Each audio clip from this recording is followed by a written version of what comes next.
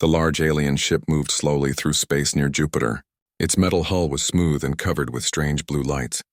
Inside, Captain Zixtar looked at the screens showing the human mining station ahead. His green-scaled skin caught the light as he turned to his crew. "These humans are very young," Zixtar said to his second officer. "They just learned to travel between stars a few years ago. We must be careful not to scare them." The mining station was big but looked rough compared to alien ships. Human workers in spacesuits moved around the outside, fixing things and loading rocks into cargo holds. Their tools looked simple and old.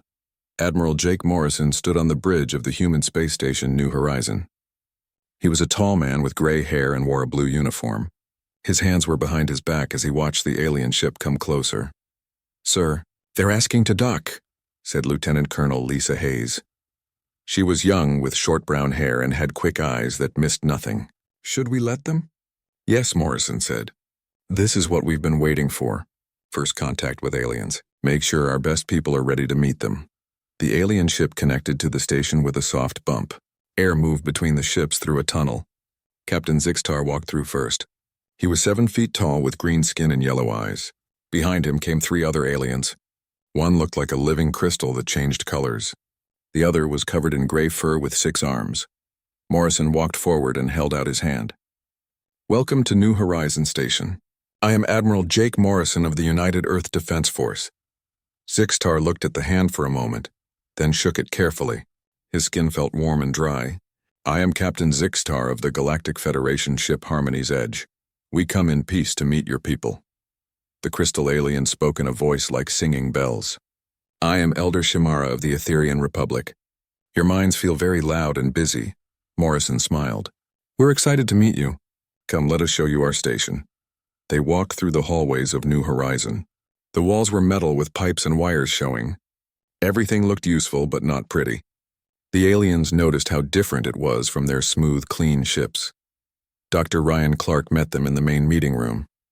He was a thin man with glasses who looked nervous but excited. "Admiral, the guests are here for the technology demonstration." "Good," Morrison said. "Our guests want to see what humans can do." They moved to the weapon testing area. Through thick windows, they could see a long metal tube pointing out into space. Lieutenant Colonel Hayes stood at a control panel. "This is our railgun system," Hayes said. "It uses magnetic fields to shoot metal objects very fast." She pressed buttons on the panel.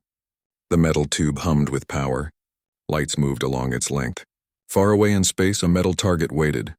"Firing in 3, 2, 1, Hayes said. The railgun made a deep thump sound.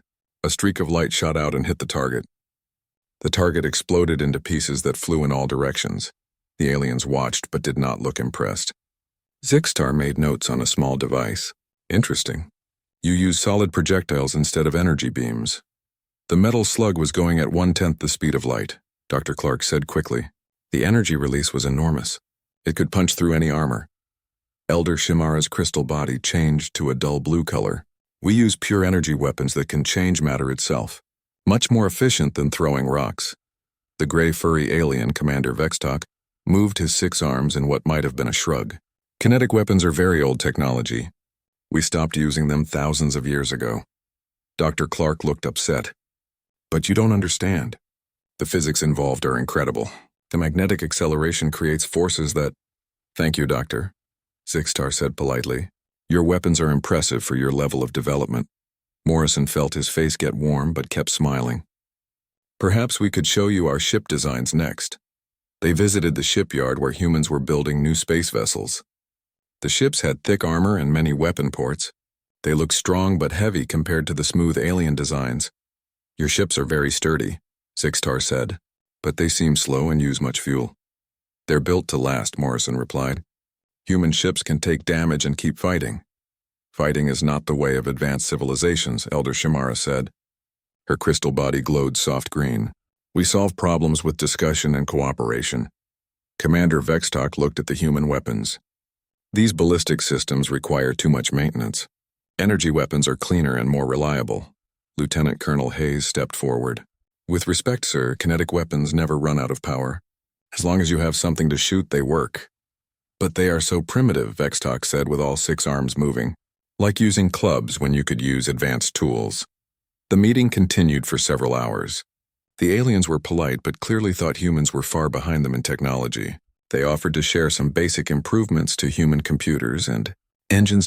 President Linda Carter joined them by video call from Earth. She was a serious woman with short gray hair who had been a general before becoming president. "We appreciate your offer of friendship," she said. "What would membership in your federation mean for humanity?" Six-Star looked pleased. "You would have protection and guidance. We would help you develop properly. Of course, you would need to stay in your solar system for now." "Stay in our system?" Carter asked. "For how long?" "Until you reach proper development levels," Six-Star said. "Perhaps in a few hundred years you will be ready for full membership." General Peter Knox was standing behind the president. He was a big man with scars on his face from old battles. His expression was angry, but he said nothing. "We need time to think about this," Carter said. "Thank you for your generous offer." After the aliens left, Morrison met with his officers. Hayes was angry and paced around the room. "They think we're children playing with toys," she said. "Did you see how they looked at our railguns? Like we were showing them sticks and stones." Dr. Clark was sad and frustrated. "They don't understand the science. Kinetic energy doesn't care about fancy shields or energy fields. Physics is physics." Morrison looked out the window at the stars. "Maybe they're right. Maybe we are behind them." "No, sir," Hayes said firmly. "Different doesn't mean worse. Our weapons work. Our ships are tough. That has to count for something." General Knox appeared on the communication screen from Earth.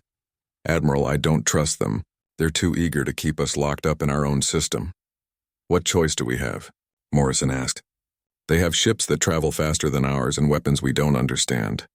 "We have weapons they don't understand either," Knox said. "They just don't know it yet." The meeting ended with more questions than answers. Humanity had made contact with the galaxy, but it felt like being invited to sit at the children's table. The aliens meant well, but they saw humans as young and dangerous. In space, the alien ship Harmony's Edge moved away from human territory. Captain Zixtar wrote his report about the primitive but enthusiastic humans with their crude kinetic weapons. He recommended minimal contact and basic technology sharing. He had no idea that his dismissive report would one day be remembered as the biggest mistake in galactic history. 6 months had passed since the aliens first visited Earth. The galaxy was no longer peaceful. War had come to the outer systems and the news was bad. Commander Alex Turner sat in his small scout ship at the edge of human space. His job was to watch and listen. What he heard made him worry. The communication channels were full of fear and pain. "Control, this is Scout 7, Turner said into his radio. "I'm picking up more distress signals from the border worlds. The Kreks are moving fast." Back on Earth, Admiral Morrison read Turner's reports with growing concern. The Kreks Empire was unlike the friendly Federation aliens. They were warriors who took what they wanted and destroyed what they could not use. The Federation had been fighting them for 3 months now. Every battle report was worse than the last. Federation ships were dying in large numbers. Their energy weapons barely scratched Krek's armor, while Krek's plasma cannons melted Federation hulls like butter. General Susan Blake prepared for another Federation War Council meeting. She was a smart woman who had studied every battle report carefully. In her briefcase, she carried plans that could change everything. The meeting took place on Zentara Prime, the Federation capital world. The Great Council chamber was full of worried alien leaders. Their usual calm confidence was gone, replaced by fear and confusion. High Admiral Thex Yoon stood at the center of the room. He was tall and thin with blue skin and large black eyes. His voice shook slightly as he spoke. "The situation grows worse each day," he said. "We have lost 12 worlds to the Kreks' advance. Our fleets cannot stop them. Their shields absorb our energy weapons completely." Elder Shimara's crystal body was now a dark red color that meant deep sadness among her people. "Our psychic attacks have no effect on Kreks' minds. They have some kind of mental protection we cannot break through." Commander Vextalk moved his 6 arms in distress. "My people's ionic cannons do nothing to their ships. The energy just spreads across their hull plating harmlessly." General Blake stood up slowly. All eyes turned to her. She was the only human in the room, and many of the aliens still thought of her people as primitives. "Honored council members," she said clearly, "I have studied your battle reports. I believe human technology can help." A low murmur went through the room. Some aliens made sounds that might have been laughing. "Please continue, General Blake." Thexune said politely, though his tone suggested he was just being nice. Blake activated a holographic display. It showed detailed scans of Krex ships that Turner's scouts had gathered. Your energy weapons cannot penetrate Krex shields because they're designed to absorb and redirect energy attacks. But they have a weakness. She pointed to sections of the Krex ship designs. Their shields only work against energy. They cannot stop solid objects moving at high speed. Our railgun technology could punch right through their defenses. The room fell silent. Then Commander Vextalk spoke up. General Blake, with respect, your kinetic weapons are very crude. How could metal projectiles succeed where our advanced energy systems fail? Because physics doesn't care about advanced or crude, Blake replied firmly. A tungsten slug moving at 30,000 miles per second will go through any energy shield like it wasn't there. Thexune looked uncomfortable. General, your species still uses ballistic weapons because you haven't developed proper energy technology yet. Once you mature as a civilization, you'll understand why we moved beyond such primitive methods. Blake felt her face get hot with anger, but she kept her voice calm. High Admiral, primitive or not, our weapons work. I'm offering to share battle plans that could save your worlds. We appreciate your enthusiasm, Thexune said in a tone that clearly meant the opposite. However, the Krex have evolved beyond kinetic warfare just as we have. Your metal projectiles would be useless against their advanced defenses. Blake tried again. But sir, their shields specifically deflect energy attacks. They're not designed to stop physical objects. If we could just run some tests. The Council has heard your proposal, Thexune interrupted. We will consider it along with other suggestions. Thank you for your input. Blake knew she was being dismissed. She gathered her materials and left the chamber, feeling frustrated and angry. Outside, she met with Captain Danny Foster, who ran human intelligence operations in alien space. Foster was a quiet man with sharp eyes who was very good at learning secrets. He had been watching the aliens for months and didn't like what he saw. How did it go? He asked. About as well as expected, Blake said bitterly. They think our weapons are toys and our ideas are childish. Their loss, Foster said. I've been watching Krex battle tactics. Your analysis is right. Their shields are designed for energy warfare only. A good kinetic strike would tear them apart. Try telling them that, Blake replied. Foster looked around to make sure no one was listening. I've been doing some unofficial reconnaissance near Krex territory. Want to see something interesting? He showed Blake recordings from his spy missions. The images showed Krex ships attacking Federation vessels. The aliens' energy weapons hit the Krex shields and simply disappeared, absorbed completely. But when space debris hit the same ships, it went right through their defenses and damaged their hulls. Look at this, Foster pointed to one image. A piece of metal from an exploded Federation ship hit that Krex destroyer. Went through their shields like they weren't there and punched a hole in their armor. Blake studied the images carefully. This proves our point perfectly. Why won't they listen? Pride, Foster said simply. They've convinced themselves that their way is the only advanced way. Anything else must be primitive. Meanwhile, the war continued to go badly for the Federation. The Krex Empire captured 3 more worlds that week. Millions of aliens became refugees, fleeing toward the inner systems with stories of destruction and defeat. On Earth, Dr. Ryan Clark worked day and night to improve human railgun technology. He had heard about the Federation's losses and knew humanity might be next. His team built bigger and faster magnetic accelerators, testing them against mock-ups of alien shield technology. Dr. Helen Carter, his research partner, ran computer simulations of kinetic weapons against energy barriers. Every test showed the same result. Solid objects could pass through energy shields without being stopped. It's so simple, she said to Clark during one late-night work session. Energy shields work by redirecting or absorbing incoming energy. But kinetic energy in a solid projectile isn't the same thing. It's like trying to stop a baseball with a flashlight beam. I know, Clark replied tiredly. But try explaining that to aliens who think we're cavemen with fancy rocks. The Federation's troubles grew worse. High Admiral Thexune sent desperate messages to all member worlds, asking for new ideas and weapons. But when human suggestions came up in meetings, they were quickly dismissed as irrelevant. Captain Turner continued his scout missions, getting closer to Krex territory each time. What he saw made him worry more. The Krex were not just winning battles, they were destroying everything in their path. They didn't want to rule Federation worlds, they wanted to wipe them out completely. "Control, this is Scout 7, he reported during one mission. Krex forces are moving toward the Helios system. That's only 50 light-years from Federation core worlds." Admiral Morrison received the report with growing alarm. If the Krex reached the core systems, the Federation would collapse completely, and after that they would probably come for Earth. He called President Carter with the news. "Ma'am, the situation is getting critical. The Federation can't stop the Krex advance. We need to prepare for the possibility that we'll be on our own." "Are our defenses ready?" Carter asked. "As ready as we can make them," Morrison replied. "But I'm not sure it will be enough." General Knox joined the conversation from his command center. "It will have to be enough. If the Federation falls, we're the only thing standing between the Krex and total galactic domination." The irony was bitter. The aliens had dismissed human weapons as primitive and useless. Now those same weapons might be the only thing that could save the galaxy.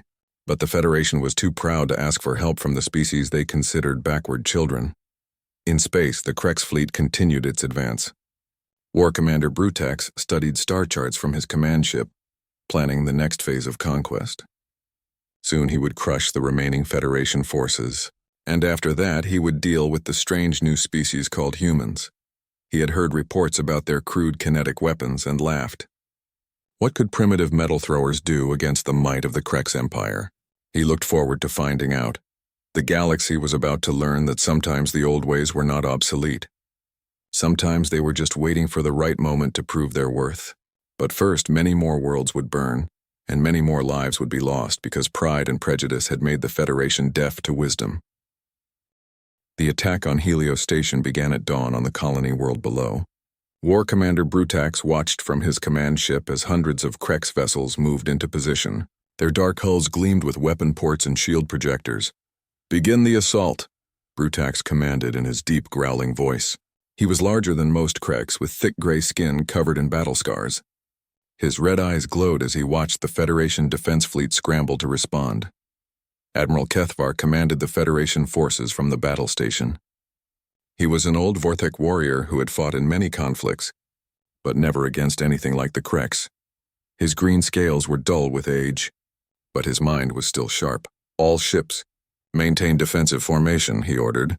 "Energy weapons to maximum power. Let's show them what the Federation can do." The first exchange of fire lit up space like a deadly fireworks show. Federation ships launched brilliant beams of pure energy at the approaching Krex fleet. The attack struck home perfectly, hitting dozens of enemy vessels. But the Krex shields absorbed every blast completely. The energy beams simply disappeared into their defensive barriers without causing any damage at all. The Krex ships didn't even slow down. The return fire was devastating. Krex plasma cannons sent streams of superheated matter toward the Federation fleet. When the plasma hit Federation shields, it burned through them like acid through paper. Ship after ship exploded in balls of fire and metal. "Shields failing on all fronts," reported Commander Yextu from her crystalline ship. "Our energy barriers cannot stop their plasma weapons." Admiral Kethvar watched his fleet die around him. In 30 minutes of fighting, he had lost half his ships and hadn't damaged a single Krex vessel. It was the worst military disaster in Federation history. "All ships retreat to the inner system," he ordered sadly. "We cannot win this battle." But the Krex were faster. Their ships cut off the Federation retreat, surrounding the remaining vessels. Brutax's voice came over the communication channels, speaking in broken Federation standard language. "You have fought bravely but foolishly," he said. "Surrender now and your deaths will be quick." Kethvar looked around his bridge at his young crew. They were scared but still ready to fight. He made the hardest decision of his life. "Federation fleet, this is Admiral Kethvar. Scatter and run. Get word to the core worlds. Tell them the Krex cannot be stopped with conventional weapons." The Admiral's ship exploded 5 minutes later, taking him and his crew with it. But some Federation vessels escaped to carry the terrible news. On Earth, Admiral Morrison stood in the communication center watching the reports come in. Each message was worse than the last. The Federation's main battle fleet was gone. Helios Station was destroyed. The Krex were advancing toward the capital worlds. Captain Nina Ross had been in the battle zone when the attack began. Her ship Freedom's Call was carrying medical supplies to Federation hospitals. When the fighting started, she changed course to help with evacuation efforts. "Control, this is Freedom's Call," she reported as she loaded refugees onto her ship. I'm at Minerva 7. The planet is under attack. Requesting permission to assist with civilian evacuation. Permission granted, Morrison replied. Be careful out there, Captain. Ross worked for 18 hours straight, making trip after trip to rescue Federation civilians from the burning world. She saw firsthand how helpless their technology was against Krek's weapons. It's horrible, she told Morrison later. Their energy weapons just bounce off Krek shields like rain off a window. But Krek's plasma cannons go through Federation defenses like they're made of paper. Dr. Helen Carter was working in her laboratory when the news reached Earth. She had been running more tests on kinetic weapons, proving again and again that solid projectiles could penetrate energy shields. We have to do something, she told Dr. Clark. The Federation is dying out there, and we have the technology to help them. They won't listen, Clark replied bitterly. They'd rather lose everything than admit that primitive humans might have the answer. But Carter was already making plans. Then we'll have to be ready when they finally realize the truth. How long to get our planetary defense grid online? 3 weeks if we work around the clock, Clark said. But Helen, if the Federation falls, the Kreks will come for us next. I know, she said grimly. That's why we can't wait for permission anymore. The news got worse by the hour. The Kreks had broken through Federation lines in 6 different sectors. Core worlds were being evacuated as panic spread through the alien alliance. Engineer Sam Davis worked with Carter and Clark to speed up railgun construction. They built magnetic accelerators in secret factories on the Moon and Mars. The weapons were massive, capable of launching projectiles at incredible speeds. How fast can these things shoot? Davis asked during one test. Fast enough to punch through any shield the Kreks have, Carter replied. The tungsten slugs will be moving at 40,000 miles per second when they hit. Captain Turner's scout ships brought more bad news. The Kreks were not just conquering Federation worlds, they were destroying them completely. Entire planets were burned to ash. Billions of aliens were dead. They're not trying to build an empire, Turner reported to Morrison. They want to wipe out all other life in the galaxy. The Federation government was collapsing. High Admiral Thexun sent a desperate message to all member worlds. Every military vessel must retreat to Zentara Prime. We make our final stand at the capital. But even as Federation ships gathered for the last battle, their leaders still refused to consider human help. When General Blake offered to bring Earth's fleet to assist in the defense, her message was ignored. Typical, Blake said angrily to Foster. They'd rather die proud than live with help from primitives.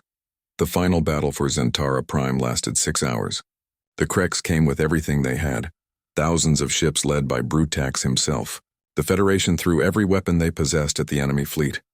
Energy beams filled space like a deadly light show, but they all disappeared harmlessly into Krek's shields. Psychic attacks from the Etherian Republic had no effect on Krek's mental defenses. Even the Federation's newest experimental weapons failed to penetrate enemy barriers. The Krek's response was overwhelming. Plasma cannons melted Federation ships faster than they could retreat. The proud fleets that had once ruled the galaxy were reduced to burning wreckage in a matter of hours. High Admiral Thexun's flagship was one of the last ships to fall. As Krek's plasma burned through his bridge, he managed to send one final message to Earth. Admiral Morrison, his voice was weak and full of pain. We were wrong about your people. The Kreks advance toward your system now. We cannot protect you anymore. Perhaps your crude weapons will succeed where our advanced technology failed. We should have listened. The transmission ended in static. The Federation was gone. Admiral Morrison stood alone in his command center looking at star charts showing Krek's fleet movements. They were already sending scout ships toward the outer edge of human space. The invasion would begin soon. President Carter called an emergency meeting of Earth's military leaders.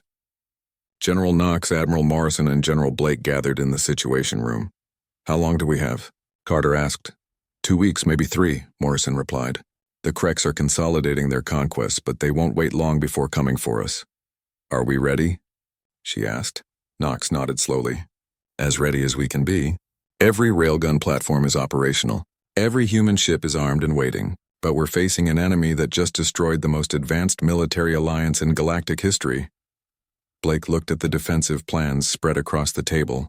They destroyed the Federation because the Federation was fighting the wrong kind of war. Energy weapons against energy shields. It's like trying to put out fire with more fire. And our weapons? Carter asked. We'll go through their shields like they're not there, Blake said confidently. The question is whether we can do enough damage before they overwhelm us with numbers. Outside Earth's atmosphere, the railgun platforms waited in silent orbits. On the Moon and Mars, massive magnetic accelerators pointed toward the stars. In hidden bunkers, human engineers made final preparations for the battle that would decide the fate of two species. The Kreks were coming, confident in their ability to crush another primitive species. They had no idea they were about to face weapons that would make their advanced shields useless. The galaxy was about to learn that sometimes the simplest solutions were the deadliest ones. But first, humanity would have to prove that primitive weapons wielded by determined people could triumph over the most advanced military technology in known space. The stage was set for a battle that would change everything. The Kreks invasion fleet arrived at the edge of human space like a dark storm cloud. 3,000 ships moved in perfect formation, their hulls gleaming with weapon ports and shield projectors. At the center of the fleet, War Commander Brutax commanded from his massive ship Soul Render. Another primitive species to crush, Brutax said to his officers. His red eyes gleamed with satisfaction as he studied reports about human technology. They use kinetic weapons like ancient savages. This will be over quickly. His second-in-command, Captain Vorthak, looked at the tactical displays. Our scouts report that humans have many orbital platforms around their worlds, but they appear to be simple ballistic weapons. Ballistic weapons? Brutax laughed, a sound like grinding metal. Have they not learned that energy shields make such toys useless? We will demonstrate the superiority of advanced technology. On Earth's orbital command station Liberty Base, Admiral Morrison watched the approaching fleet through powerful telescopes. The sight made his stomach turn. He had never seen so many warships in one place. All stations report ready, said Lieutenant Colonel Hayes from her position at the tactical board. Lunar railgun platforms are charged and targeted. Mars defense grid is online. All human ships are in position. Morrison nodded and opened a channel to Earth. President Carter, the Kreks fleet has arrived. 3,000 ships, just like the intelligence report said. Carter's voice came back steady and calm. Admiral, you have permission to engage when ready. Show them what humans can do. Dr. Helen Carter stood in the Mars Defense Control Center, watching the massive railgun that her team had built. The magnetic accelerator stretched for 2 miles underground, powered by fusion reactors that could light up a city. Projectile loaded and ready, reported Engineer Davis. Tungsten carbide slug, 2 tons, acceleration to 45,000 miles per second. Target the largest Kreks ship, Carter ordered. Let's see if their shields can handle good old-fashioned physics. Captain Turner's reconnaissance data had been perfect. His scouts had mapped every Kreks ship type and identified their weak points. The information was distributed to every human gunner in the system. Remember, Morrison broadcast to all stations. Their shields only work against energy weapons. Our kinetic rounds will go right through. Target their weapon ports and engine sections, make every shot count. The Kreks fleet moved closer, spreading out to surround the human system. They activated their energy shields, creating glowing barriers around each ship. The barriers hummed with power, ready to absorb any energy weapon attack. Brutax was confident as he gave the order to attack. Begin plasma bombardment of their orbital stations. Show these primitives the power of the Kreks Empire. Streams of superheated plasma shot out from the Kreks fleet toward human positions. The attacks hit defensive barriers around human stations and ships, causing explosions and damage. But the humans had expected this and built their defenses to absorb punishment. Return fire, Morrison ordered calmly. The first railgun salvo came from the lunar platforms. Dozens of tungsten slugs shot across space at incredible speed. They moved so fast that they appeared as streaks of light against the darkness. The projectiles hit Kreks' shields and passed right through them like they weren't there. The energy, barriers that had stopped every Federation weapon, completely ignored the solid metal rounds. Brutax watched in shock as tungsten slugs punched through his ship's hulls. The Soul Render shook as a 2-ton projectile tore through its side armor, destroying weapon batteries and causing massive internal damage. Impossible, he roared. How? Are they penetrating our shields? Captain Vorthak studied the damage reports with growing alarm. War Commander, their weapons are not energy-based. They're launching solid projectiles at extreme velocity. Our shields cannot interact with them. The Mars defense cannon fired next. Dr. Carter watched as her massive railgun launched its projectile toward the center of the Krex formation. The tungsten slug was the size of a small car and moving at nearly 50,000 miles per second. The round hit a Krex heavy cruiser dead center. The ship simply ceased to exist, torn apart by the incredible kinetic energy. Pieces of wreckage flew in all directions, damaging nearby vessels. Direct hit, Davis reported with satisfaction. Target destroyed completely. More railgun platforms opened fire. The space around Earth filled with streaking projectiles as human weapons answered the Krex attack. Ship after ship in the alien fleet took critical damage as tungsten rounds punched through their hulls. Captain Nina Ross led a squadron of human warships against the Krex flanking force. Her ship Freedom's Call had been fitted with military railgun batteries that could fire rapidly. All ships, concentrate fire on their weapons, she ordered. We can't match their numbers, but we can take away their ability to fight back. Her squadron moved in fast, using their smaller size and speed to avoid Krex plasma fire. When they got close enough, they unleashed everything they had.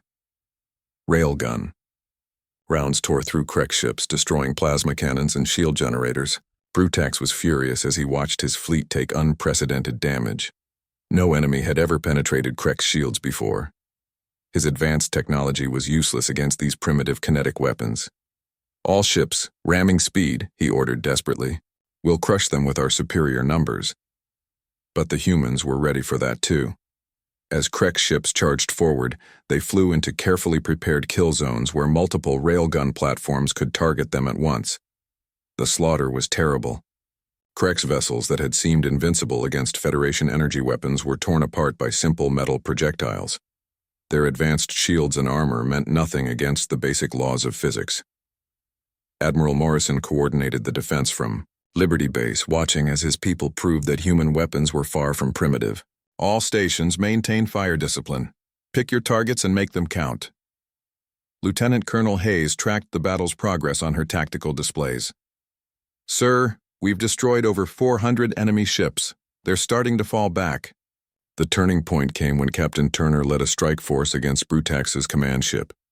His squadron of fast attack vessels darted between the larger Krex ships, targeting the Soul Render's weapon systems. This is for the Federation worlds.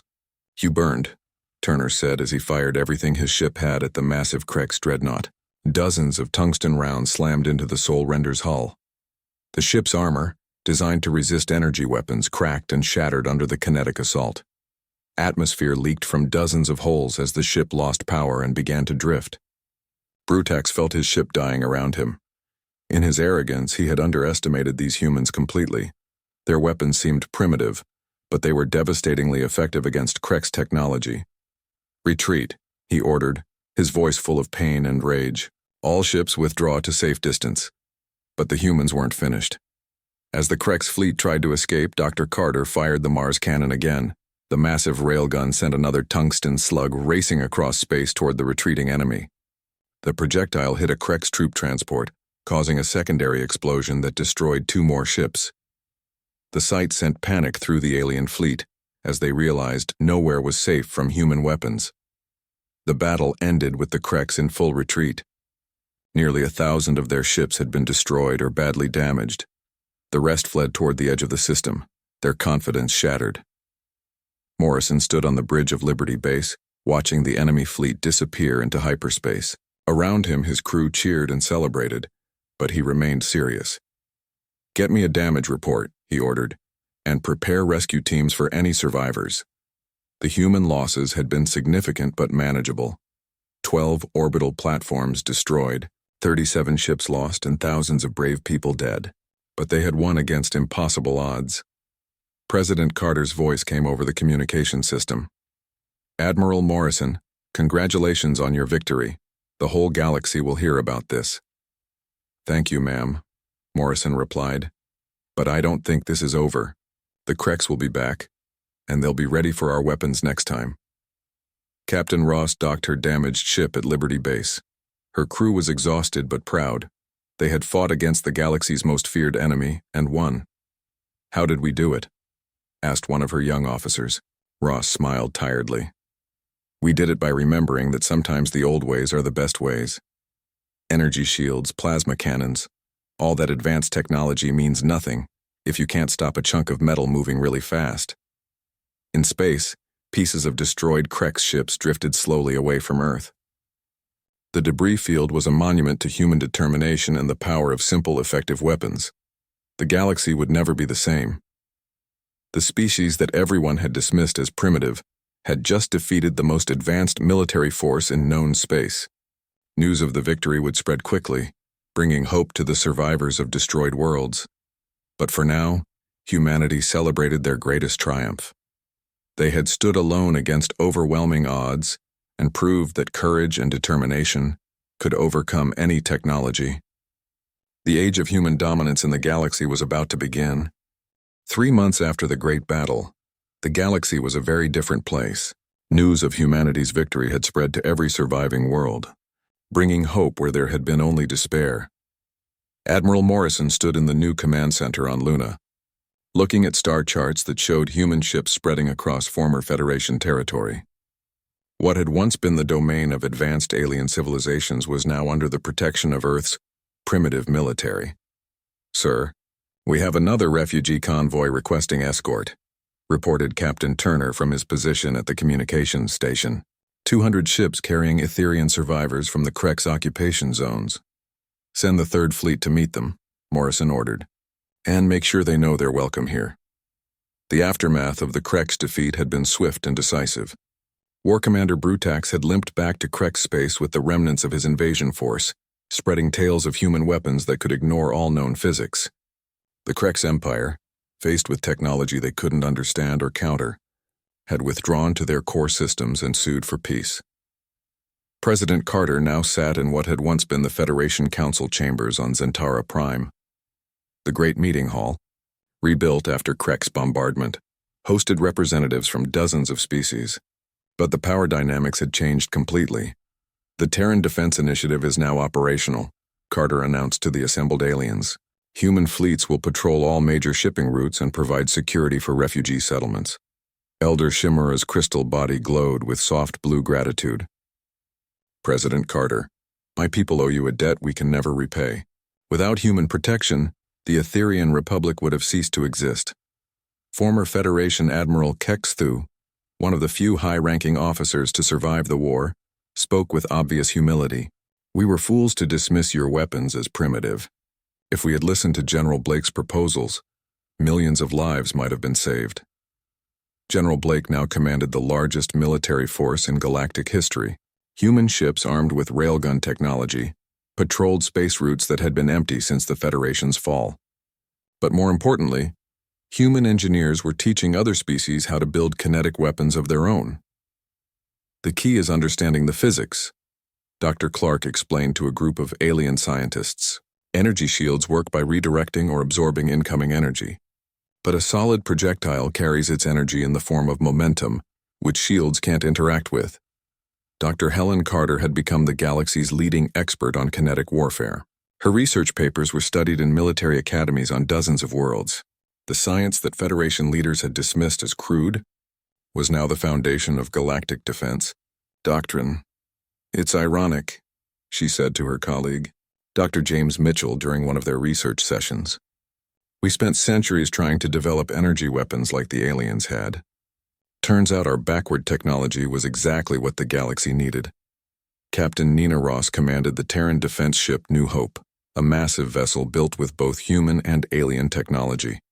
Her crew included humans, Vorthax Etherians, and even some former Krex, prisoners who had asked to join the fight against their own empire. "It's strange having former enemies working alongside us," her first officer, Lieutenant Ben Taylor, observed as they patrolled near former Krex territory. "Not as strange as you might think," Ross replied. "Most Krex were forced into military service. Given a choice, many prefer peace to constant warfare. The integration hadn't been easy. Many aliens still struggled with the idea that humans, whom they had considered primitives, were now their protectors. But necessity had a way of changing attitudes quickly. Commander Zixtar, The Vorthak captain who had first made contact with humanity now served as liaison between the Terran Defense Initiative and alien refugee communities.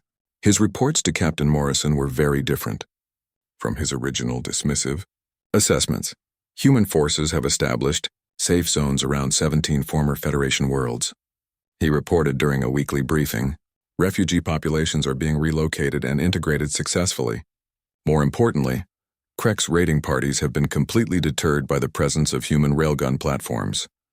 The technology sharing went both ways. While aliens learned to build kinetic weapons, humans benefited from advanced alien knowledge of faster-than-light travel, energy production, and medical science.